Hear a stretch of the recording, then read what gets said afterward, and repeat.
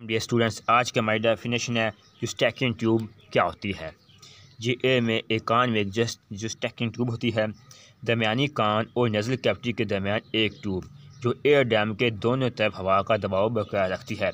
The tube between middle air, यानी एक tube middle air and the नज़ल cavity और दरमियानी कान के दरमियान, डैट इक्वलाइज बराबर रखती है द प्रेशर दबाव on both side of the air drum के दोनों तरफ हवा का दबाव बरकरार रखती है।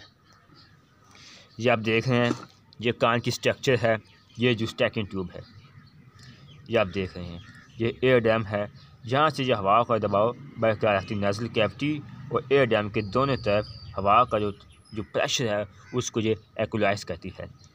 ये आप देख रहे हैं, ये कान के दरमियानी हिस्से से अंदर की तरफ दाखिल हो रही है, ये जो स्टैकिंग ट्यूब है।